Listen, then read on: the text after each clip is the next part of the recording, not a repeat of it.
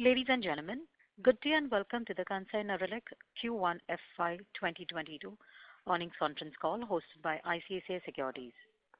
As a reminder, all participant lines will be in the listen-only mode, and there will be an opportunity for you to ask questions after the presentation concludes. Should you need assistance during the conference call, please signal an operator by pressing star and zero on your touchtone telephone. Please note that this conference is being recorded. I now hand the conference over to Mr. Aniruddha Joshi from ICICI Securities. Thank you, and over to you, sir. Thanks, Karuna. On behalf of ICICI Securities, we welcome you all to Q1 FY22 results conference call of Kansai Nerolac Paints Limited.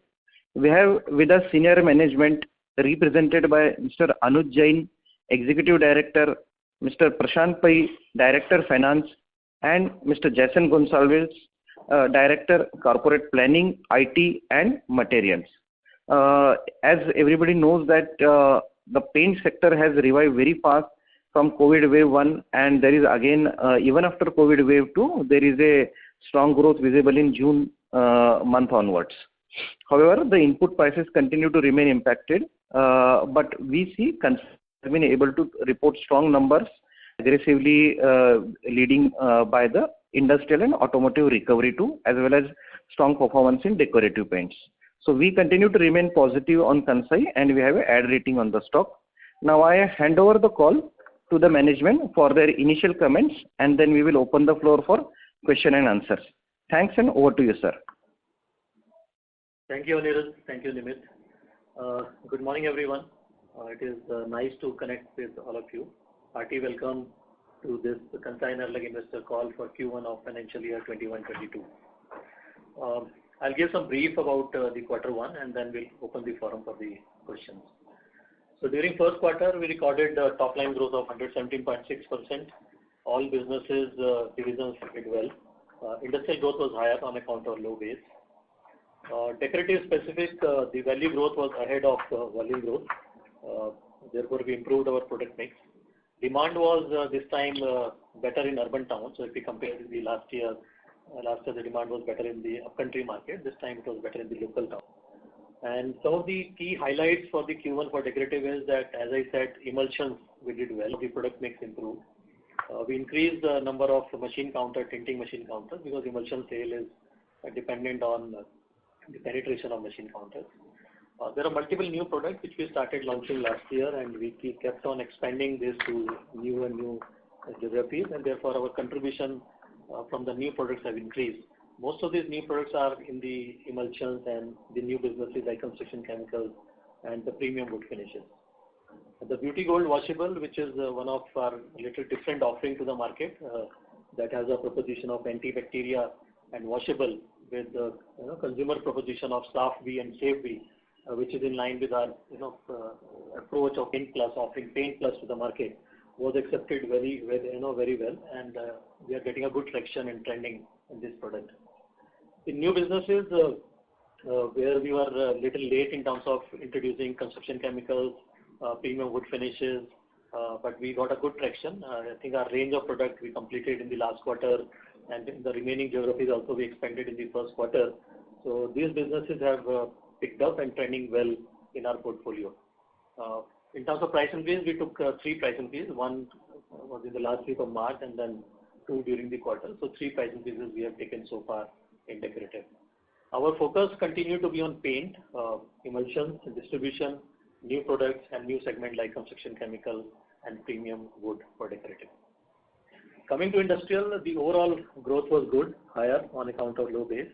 But still there are challenges, as passenger vehicle is facing some shortages of semiconductor chips, and therefore the production is still not going to the earlier level. Two-wheelers demand was sluggish, mainly the demands are lower from the rural sector. Commercial vehicle and tractor demand was better. Our area of focus in industrial is new business, niche segments like coil coating, functional powder, high performance coating, and we are increasing our traction here in all these new businesses or niche segments. Even in the existing accounts, we continue to put focus on increasing our share, wherever it is possible. And also the approach related to seeking price increases, because the inflation has been high, is higher. Coming to subsidiaries, if you look at local subsidiaries, Marpol, which is powder coating, Pharma, which is construction chemical, Nerofix, which is adhesive, all these businesses recorded high growth in Q1. In international, Bangladesh did well, but Nepal and Sri Lanka was relatively impacted the most because the lockdown was for a longer period in Nepal and Sri Lanka, while in Bangladesh till June it was going fine, and only in the last week of June there was a lockdown which was announced in Bangladesh. Some of the other highlights, as the inflationary trend continues, our focus is continued on cost reductions, formulation management, and judicious overhead management. So that's one area where the entire team is working pretty hard to see that how can we improve on that. The customer visits, which we started sometime around January, February, and then again because of this lockdown there was some gap, but it has restarted now, and the entire team and the management has started going to the market. While we are going, we are still following all the precautions and guidelines in our factory, offices, and whenever we are visiting the markets. Recently, there was a rating on ESG by CRISIL, and they have rated the Indian companies on ESG. So there are total 225 companies, and we are rated in the top quartile. So in the overall companies also, which include banking, IT, manufacturing, all kind of sectors, we are rated in the top quartile, and even in the specific paint industry, we are rated in the top quartile. Coming to financial for the quarter, the net revenue was 1301.2 crores, a growth of 117.6% over the corresponding quarter of the previous year. In terms of EBITDA, the absolute figure was 187.1 crores, which is a growth of 132.4% over the same quarter of the previous year. And PAT was 118.7, a growth of 177% over the same quarter. So even if you look at EBITDA in terms of percentage, we have a little improvement if we compare with the corresponding quarter of the last year. Looking forward, we feel that the vaccination program which is underway, and hopefully it has picked up some traction on month-on-month basis, and we feel that with the vaccination going up, also a forecast for good monsoon, demand should recover. But there's always uncertainty related to when we started the first quarter. We never thought that we'll have to face the lockdowns again. That uncertainty will always remain. From the company side, because there's a high inflation period, we would be aggressive in seeking price increases. And our focus will continue to be on new segment where we have picked up the traction, new products which we have expanded and will continue to do that, digitalization and cost optimization. So that's a brief from our side on the Q1, and now we'll welcome the questions. Thank you very much, sir. Ladies and gentlemen, we will now begin the question and answer session. Anyone who wishes to ask a question may press star and 1 on their touchtone telephone. If you wish to remove yourself from the question queue, you may please press star and 2. Participants are requested to use handsets while asking a question. Ladies and gentlemen, we will wait for a moment while the question queue assembles. Thank you.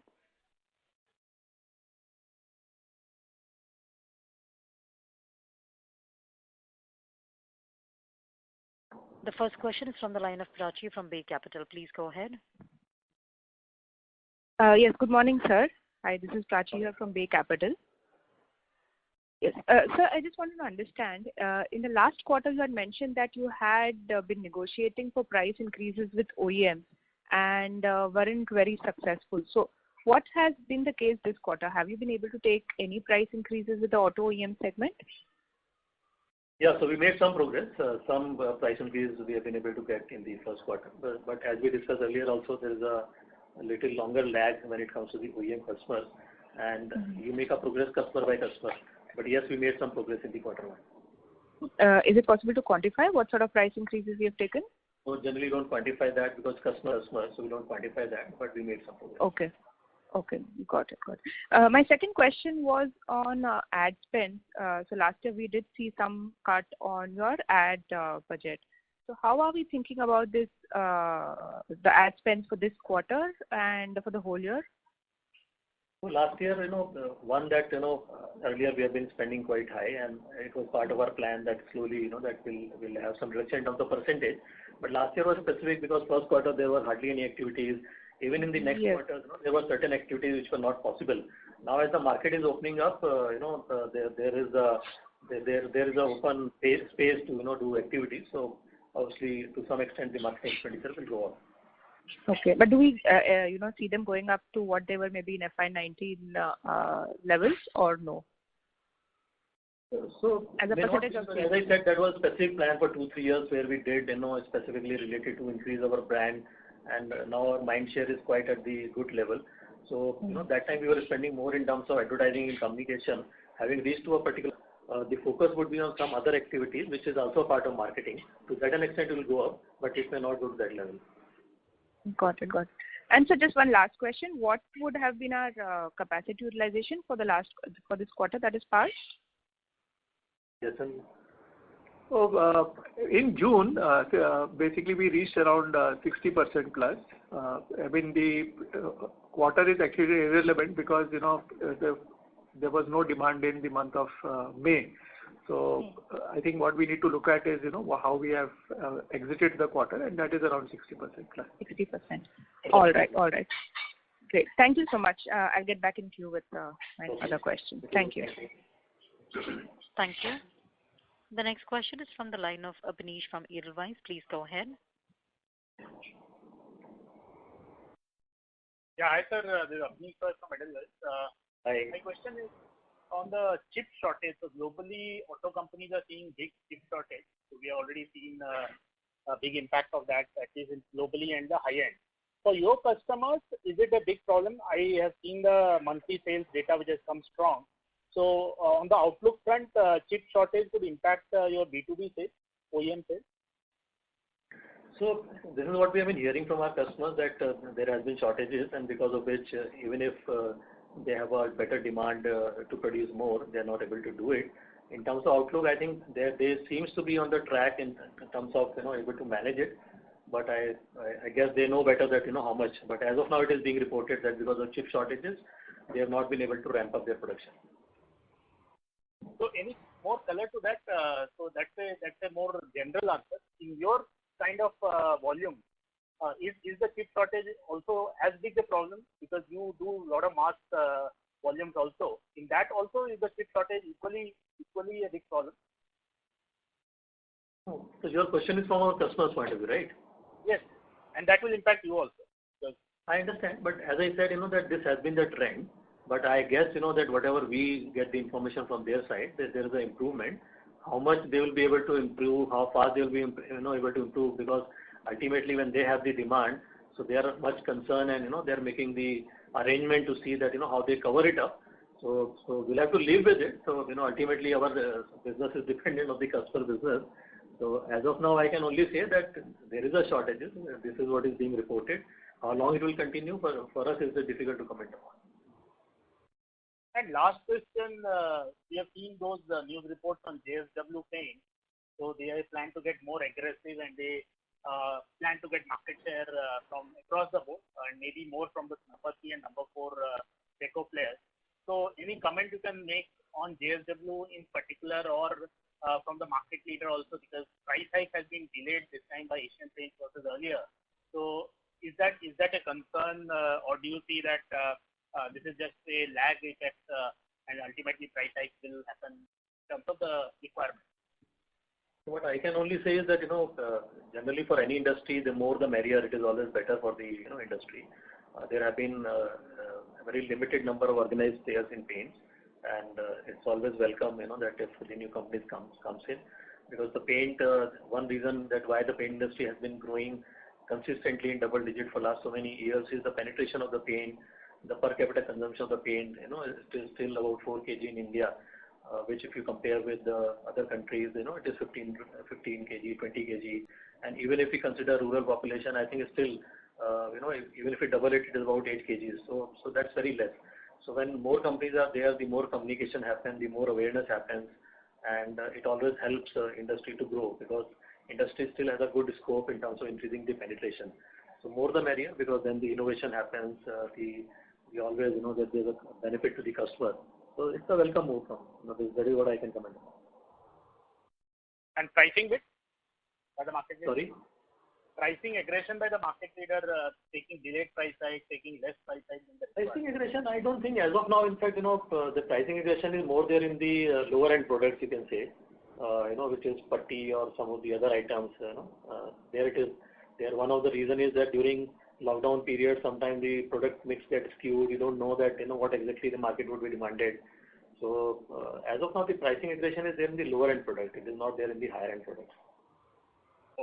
Okay, sir. That's all from me. Thank you. Thank you. Thank you. The next question is from the line of Amnish Agarwal from PL India. Please go ahead. Yeah, hi sir. Thanks for the opportunity. I have a couple of questions. My first question is, as you stated that the demand rebounded in June. Now we are, I think, already through with the month of July. So has the demand sustained in the month of July, and any change in the whether it is geographical or rural urban trends we are witnessing in the month of July? That is my first question. So generally we don't talk about the future, but June rebound was there because May demand destruction happened, and we have a learning from the last year that last year also the first quarter demand was down, but then later every quarter a part of the pent up demand got compensated, and that's the same trend we are expecting. Okay. So my second question is that as our gross margins now they have dipped already quite significantly, and there have been some price increases also. So what's the quantum of inflation currently, and would it be, you can say, fine to presume that the margins have more or less bottomed out now? Inflation is high double digit, and if you look at the margins, obviously in the quarter one we should not compare it with the last year, because last year was a very different kind of mix, a very skewed mix. So if we compare on the quarter to quarter basis, which means that if we compare margins with the last quarter, Jan to March, there's slight improvement, or maybe at par with that. And inflation, as I said, is in high double digit, and obviously the action is the price increase. Partly we have taken in the first quarter, and then we'll continue to seek for more price increases to mitigate that inflation. Okay. And sir, just finally one bookkeeping questions. In your PPT, you have indicated that 10% of your revenue came from new businesses. So does it refer only to construction chemicals, adhesives and wood coatings, or does it also include new launches on the paint side? Yeah, it includes, it's all new products basically. So it includes the paint side products also. Okay, so excluding paints, how much that could be, if you can share, please? So that generally we don't share because the new businesses. The only thing is that we started last year, probably we were a little late to start in the industry, but we are getting a good traction till we reach to a critical mass, that we don't talk about those figures as of now. Okay, sir. Thanks a lot. Thank you. Reminder to all the participants to ask a question. You may please press star and 1 on your touchtone telephone. The next question is from the line of Avi Mehta from Macquarie. Please go ahead. Hi, sir. Sir, I just wanted to understand on the industrial side, especially in the auto space. Now in Deco, I can you have clearly showed the ability to use mix as a lever. Is there any lever in the auto side also to do the same, or it has to be only price increases, sir? No, so auto, in fact, that is how we are maintaining our position in specifically auto, where we are market leader, is always based on the technological improvements. So there, in fact, we always work with our partner parent Kansai to see that what technological breakthrough products can be provided to the customer. So it's an ongoing thing, and we are making a good progress there. In fact, we are working on a lot of technology products which help consumer to increase their productivity, efficiency, and also maybe in terms of per liter cost it is higher, but overall it helps in terms of achieving their objectives also. So that's a very key thing. Pricing is mainly we are talking about, because when the inflation is there and obviously the process in the OEM is longer, but otherwise our entire focus is on the technology products, which we keep doing, and we are doing that. And sir, any quantum of the increase that we need to kind of get industrial margins back to earlier levels? So, obviously it is there, but we don't want to talk about it. As I said that because of this situation, the business situation, we are aggressively seeking for the price increases, because obviously everybody understands. We also understand the customer problem, that how do they give so much of increase. But the situation is very much understandable. So it's a kind of mature discussion in terms of that win-win situation, and that is what we do. And alongside that we work on the cost reduction also. So therefore, how much can we manage is something which is a one-to-one discussion which happens with the customer. No, I agree, sir. Sir, but when we look at, for example, the input cost basket you highlighted double digit, would it be fair to argue that a double-digit inflation essentially corresponds to a double-digit price increase at the minimum? Is that correct way to look at the thing, or that would not be right, sir? So inflation is on the raw material cost, and the raw material cost is some percentage of the revenue. Yes, sir. But we see the numbers; they are high double digits. Honestly, they're not even. And that is where I was coming from, sir. Is that a simple math suggests that even if I take a rough percentage, it means a double-digit increase is needed. So essentially, that's why I was trying to understand what is the how much of the increase are we. Calculation, but from our side, what we can say is that, as I said, that in industrial it is very difficult to pass on the complete increase. But you have to see that depending on the customer to customer, that how do you manage and how do you maximize that, and parallelly work on your cost optimization so that you are able to mitigate the inflation. Okay, sir. And sir, does that entail a change in royalty as well, sir? Because we are using a lot more of our parents' help, or the royalty rates remain unchanged? How does that work, sir? No change. No change, right? Overall percentage of products using royalty will kind of go up. Nothing like that happens.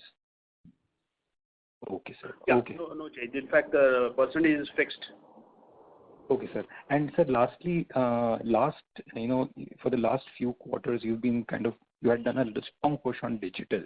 We can see a very healthy kind of pickup as well. Could you share how is that kind of helping us on the cost control side, and how much gains can kind of assume, say, going forward to sustain any quantum or any target you could share? That would be helpful. That's all from my side. Yes, sir, can you take this question? Yeah. So see, digital initiatives basically are of three kinds. They are, one is trying to aid the convenience of the consumer, and maybe to that extent, at some point it may help in gaining revenues. Second is, optimizing cost, and third is, improving productivity.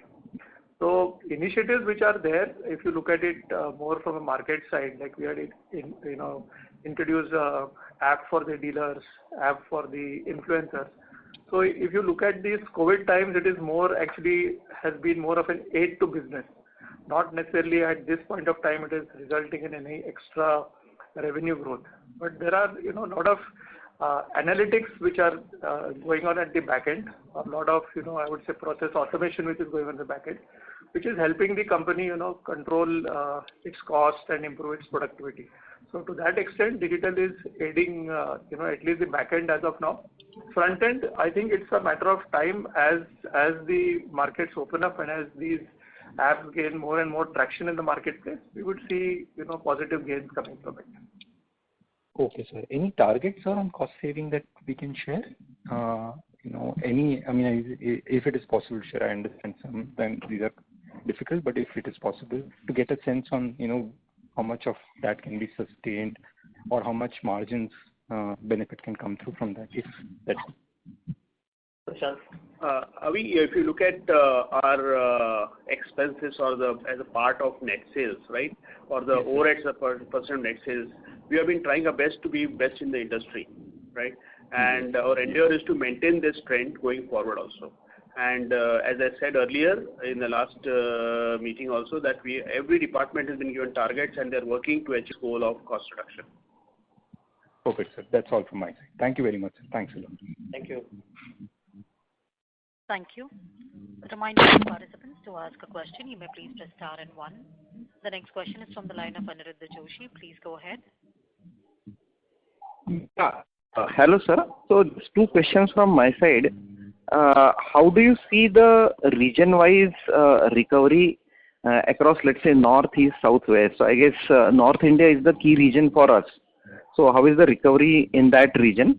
Also, if you can indicate about the update on the new businesses, the way you explained about the international geographies. So how is the powder coating, adhesive, and the waterproofing segments doing?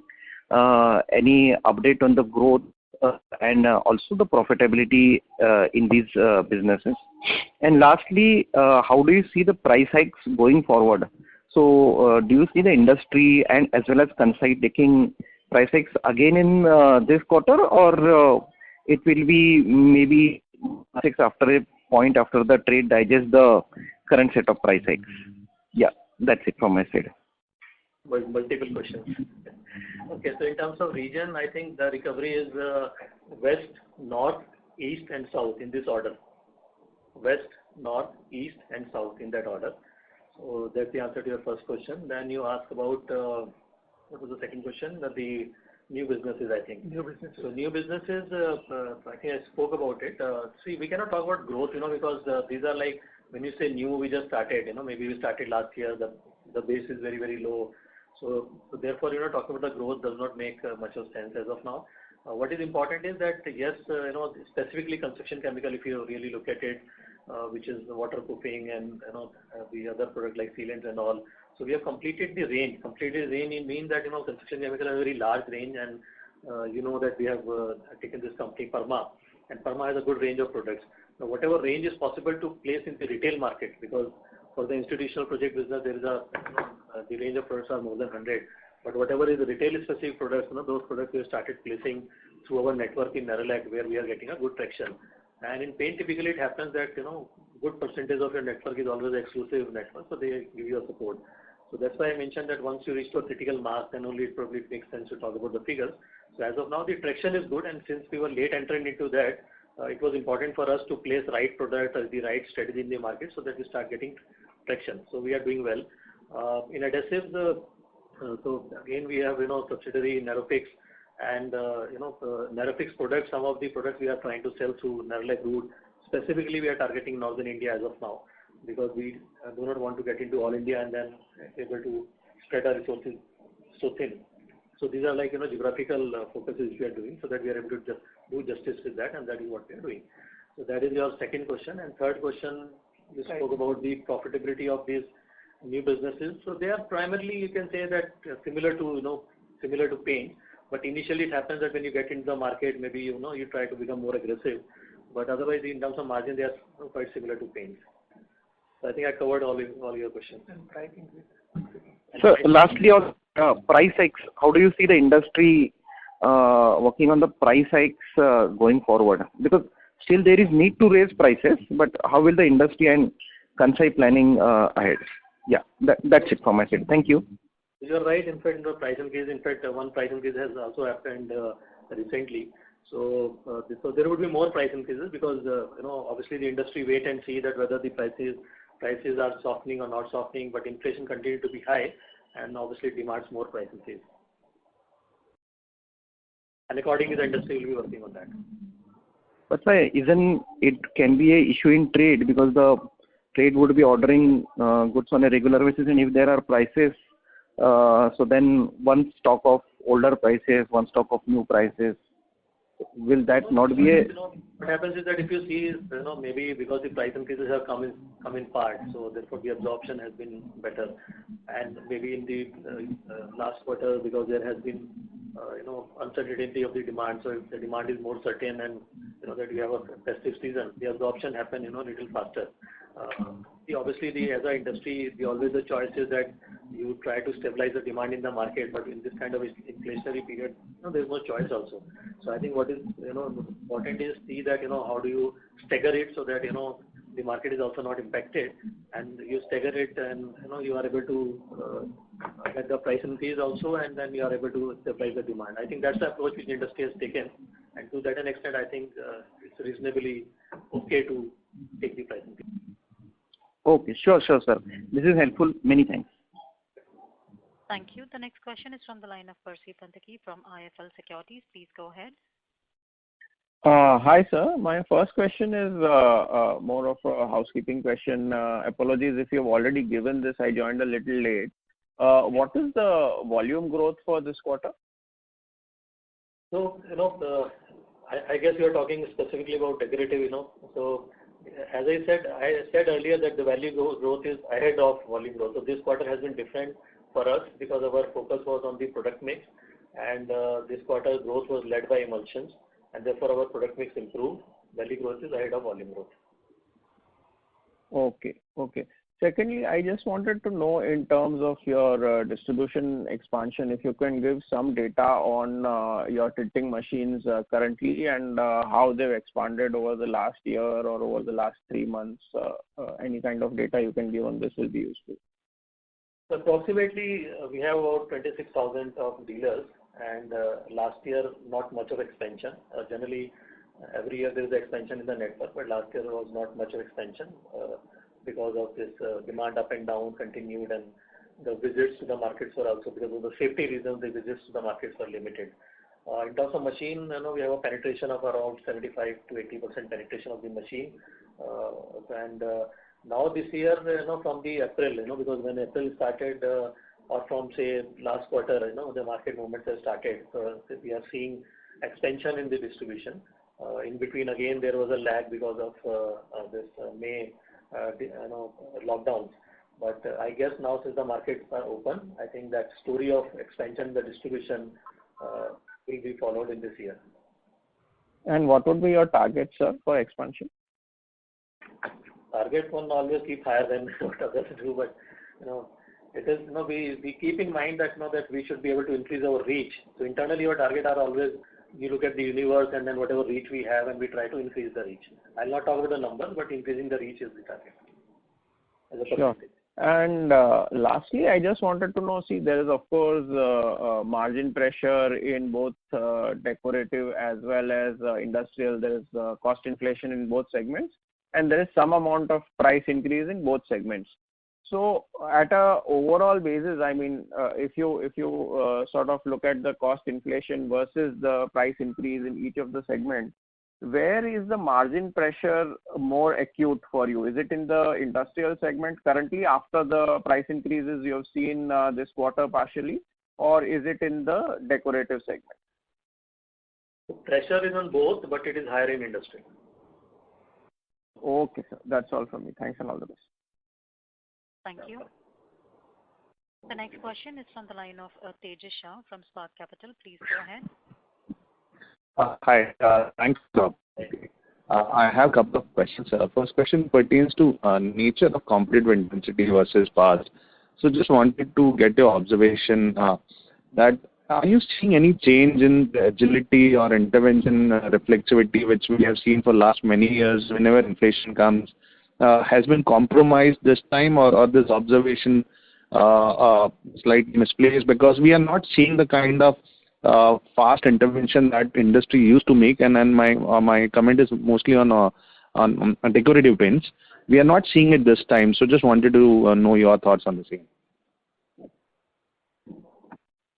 Can you, again, maybe in a simpler way, if you can just... Yeah. So I'll put it this way, that earlier, for example, the similar period we had seen in somewhere around 2009-10, when industry taken some 6 price hikes in span of some 6-7 months, led by, and then somehow it appeared from outside that the whole decorative industry behaves similarly in terms of the intensity of the price hike. This time we have seen staggered price hikes, not necessarily everybody is taking at the same time and in the same proportion. So just wanted to understand, is there any change in the competitive nature of competitive intensity? So I think that period is different, because today what is happening is because of COVID and demand up and down, you have to strike a balance between that. But as I mentioned that already 3 price increases have been taken. Company taking their own price increase, different price increase, I think that's a good sign, because that way you can say that every company is established in their market, and whatever market share they have, they've been able to establish themselves, and to that extent they have the pricing power to decide what they want to take. But otherwise, it is just getting staggered, and it's a balance between the demand and the price increase. Otherwise, the approach in terms of approach of the industry, it remains same, that whatever inflation is there, you have to mitigate that with the efforts of price increase or the cost reduction. That continues. Sure. So, sir, this time it is not that indicated by other players. So, just wanted to know, would your price increase be higher than the industry average, or the relative price index would you have bridged the gap between, let's say, you versus the second guy or the first guy in the industry? Slightly, here or there, because the pricing, pricing means pricing plus discount, so they are never same. They are always different. That way from one company to the other company. I think what different you had seen, is that the periods were different. Maybe this time, like we announced the price increase earlier, and then everybody is doing it with their own approach. So that's the difference. Otherwise, in terms of pricing, it is never same because the pricing also includes discount, so it is different from company to company. Sure. And so second question pertains to construction chemical. You said that you have now completed the whole range of product which is required, but there is also a very natural efficacy-led gestation period of the business. So usually we have seen in the other launches by other players also that they need to wait for 2-3 monsoons to get that confidence on the efficacy part before they extend warranty. So where are we on that cycle in terms of going that aggressive on warranties and efficacy part? We are late starter to that an extent that time will have to wait. You are right that business always take 2 to 3 years to scale up to that particular level.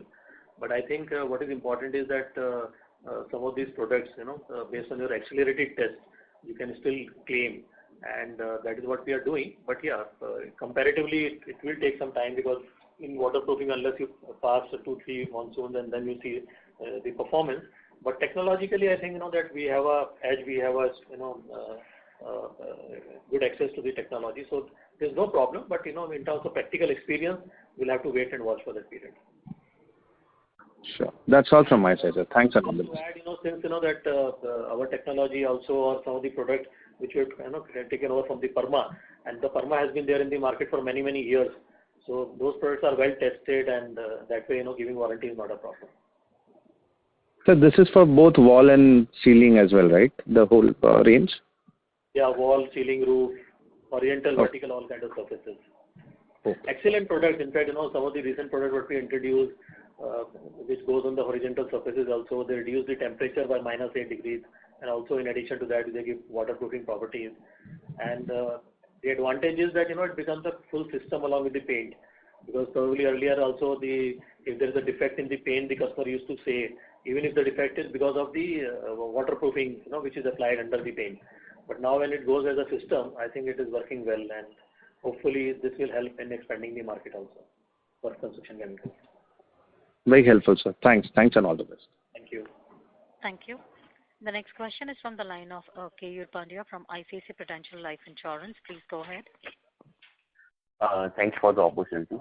Sir, in your annual report, you have mentioned about revisiting the approach towards decorative market and restructuring the B2C business into 4 things like Nerolac range, Soldier range, institutional, and new businesses. Can you throw some more light on what you meant by all these things, and what are the interventions in terms of products, distribution, or allocating resources? So, traditionally, if you look at it, this was paint, and now there are many segments. So there are paint, there are construction chemical, adhesive, wood premium, putty. Putty in itself is a separate segment, which did not exist in the past in the paint. So it is a recent thing. So if you look at the history, our expertise is there in the paint. So when we talk about re-looking at this, ultimately we are looking at different segment which we need to focus upon. So the first segment is paint. And then, the segment of, say, construction chemical, adhesives, wood premium, and putty also we consider as a separate segment, because it is a very low value, low margin product and different kind of reach, started by not the paint companies, non-paint companies. So these are the 4 business lines. And accordingly, what we have done in terms of structure is that we have now business structure, business division for each of this. So paint, construction chemical, adhesives, wood finishes. So that is what we have created, and earlier everything was looked together, in a same manner. Now it is all business lines, and in terms of resources, the separate resources are allocated to paint, construction chemical, adhesives. So each and every business is independent in that form and being run by the business head, and independently the resources are allocated to them. Okay, understood. Sir, second question, you mentioned that in this quarter, value growth is higher than volume growth. Now, this is because of the way market behaved, or this is a conscious effort, and this would be the strategy going ahead, and we should continue to see this trend going ahead also? So this is, as I just spoke about the structure, so paint, and paint does not include putty, so that's one focus. And this was a conscious effort, definitely. So in terms of paint, the growth was led by emulsion, and that's why the value growth is ahead of that. Followed by this new businesses, construction chemicals, adhesives, which also give you a relatively higher average selling price (ASP). And putty is a little different in the market because market is seeing a good aggression in the putty. So it depends, because we feel that currently it's not a right time and you have a margin pressure, so you have to strike a balance between revenue and the profitability. So putty is something that where one can decide at the appropriate stage that when you want to go aggressive, because it's more of a pricing game. So maybe as of now we are not very aggressive when it comes to the putty segment in the market. Okay, understood. So last question on industrial side, you mentioned that inflation, so pricing impact is there on both industrial and decorative. Within industry, can we bifurcate between, say, auto and non-auto, that it is easier to pass on inflation in non-auto versus auto players, or in any other way? Can we differentiate our pricing power within industrials also? Yes, definitely. So auto and non-auto. Non-auto include powder coating, general industrial, and high performance coating. And there the progress traction on the price increase is also better, because it takes a longer time in terms of automotive. But automotive is a bigger business. But in the other businesses, definitely the pricing power is better. We'll be able to do it sooner than. Yeah. Okay. So last question on these new categories where we talk about construction chemicals, adhesives. So how are we trying to tap this opportunity in terms of, as you mentioned, we need different skill set of people as well as probably different distribution and different influencers as well, especially in adhesives. So what is our right to win in these two categories and initiatives taken by the company? So one is, that strength which we borrowed from, say, Parma, because they were like a technical expert. And there is as I said, the business structure is there is a dedicated team which is purely focused on the demand generation with the audience. So basically going and showcasing your product, demonstrating your product, getting product approved. And all these people are, because construction chemical is little different from paint, where, as you rightly said, it's a more of a techno-commercial kind of thing. So the skill set we borrowed from Parma, and further then with the help we have created the business structure, and there the team is focusing on providing a right kind of training to this dedicated team. Parallelly, the efforts what we are putting is, because we also have a demand generation team for the painters in the market, that the painters are being trained for correctly using the waterproofing product. Because for painter also it's a business expansion. So earlier they were doing only paint, and now they know that along with the paint they can do a waterproofing. So one side the effort in terms of training the painter to rightly apply the construction chemical. The other side the techno-commercial team of the construction chemical to meet the right audience. Okay, understood, sir. Sir, thanks a lot and all the very best. Thank you. Thank you. A reminder to the participants to ask a question, press star and 1 on your touchtone telephone. The next question is from the line of Jaykumar Doshi from Kotak. Please go ahead. Yeah. Hi. Thanks for the opportunity. Hi. And sorry, I joined a bit late, so if the question was already answered. My first question is, in decorative paints, for the April to June 2021 quarter, is revenue higher than April to June 2019, or is it still lower than April to June 2019? So we are generally not tracking on a 3 years basis, because last year also there were kind of up and down. So on the 3-year basis we are tracking, and on the 3-year basis it is positive. CAGR. Understood. Got it. And second question is, over the past 2 or 3 years, ad spends, A&P spends as a percentage of sales have come off. And if I look at your FY21 numbers, there's about 40% cut, as against maybe 15% cut that we've seen from the market leader. So how should we think about A&P spends as a percentage of sales going forward, in view of a likely sort of increase in intensity as the new entrant enters the market? Actually, I answered this question, but okay. So what happens is that in the past, for a few years, we went aggressive in terms of creating the brand mindshare. And that time also our approach was that once we are able to reach to that level of mindshare, then probably as a percentage it may start coming down. But last year was abnormal in the sense, because there were first quarter, second quarter, there's not much possibility in the market to do the activity, because even if you are doing it, it may not be much impactful. So therefore, maybe it came down more than what it could have been otherwise. And going forward, obviously, because this goes with the market requirement, market need. As of now, because our mind share is quite good, we are having a very strong mind share. But the other activities, marketing activities, whatever is required in terms of below the line activation, the painter activities, training, all those things, will continue. And to that extent, you may see that advertising, may go up, but it may not be to that level what we were doing earlier, because that was a specific objective to create mind share. Understood. That's helpful. Thank you so much. Thank you. The next question is from the line of Hitesh Tang from ICICI Direct. Please go ahead. Thank you, sir. Sir, I just wanted to know one thing.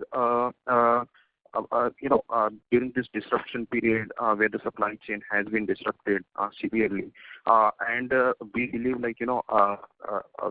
we would have gained some market share from the unorganized segments also. So I just wanted to know how the unorganized segment, have performed during this period. I mean, how are we seeing kind of market share gains from that segment, and going forward that segment will still be hurt due to this pandemic? It's very difficult to comment upon that because there's no way to track it. The only thing is in the disruption period, it happens that maybe some companies are able to manage their logistics and supply chain better than the others. And because within the unorganized sector also there are good companies, there are reasonably good companies. So it will not be right to call them unorganized. So some companies are able to manage, some companies are not able to manage, and ultimately market has a demand plate. So if somebody is not able to manage, automatically it happens that business goes to them. So I say that in the small scale there are a lot of good companies, regional companies, niche companies who have this strength. They understand the customer better for that particular market, and I don't see any reason that why they would lose out. So even if something is happening, it may be on the temporary basis. But having said that, it is true with any industry that part of small scale always shift to the large scale, and over a period of time, now the small scale also become themselves the large scale. So that's a very natural trend which happens.